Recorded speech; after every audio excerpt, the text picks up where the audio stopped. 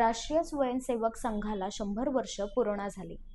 RSSच्या शताब्दी वर्षाचा सोहळ्याच्या कार्यक्रमाला पंतप्रधान नरेंद्र मोदींची उपस्थिती। या कार्यक्रमादरम्यान पंतप्रधान नरेंद्र मोदी यांच्या हस्ते टपाल तिकीट आणि स्मारक नाण्याचे प्रकाशन करण्यात आले।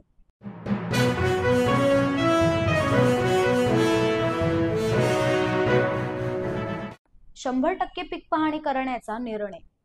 आतापर्यंत पीक पाहणी ऑनलाईन करत होतो, मात्र आता प्रत्यक्ष शेतात जाऊन पीक पाहणी होईल।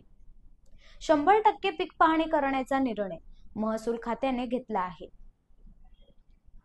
कोणत्याही परिस्थितीत प्रत्येक जिल्ह्यातील सर्व गावांची पीक पाहणी पूर्ण होईल, अशी माहिती महसूल मंत्री चंद्रशेखर बावनकुळे यांनी दिली।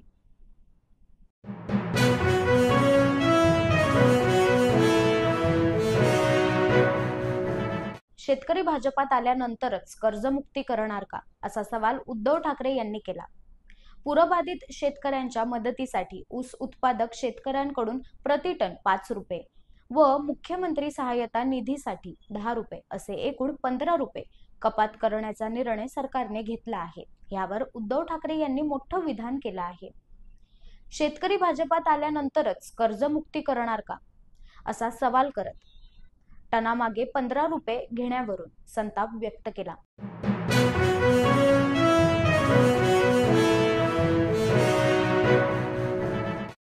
शेतकऱ्यांच्या खिशावर दरोडा टाकला जातोय, सतेज पाटील यांचं वक्तव्य।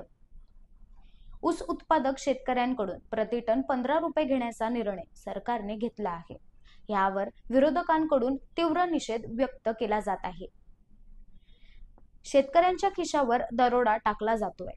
शेतकऱ्यांच्या खिशातून पैसे काढून पुन्हा शेतकऱ्यांना देण्याचा प्रकार करत आहेत, असं वक्तव्य सतेज पाटील यांनी केलं आहे।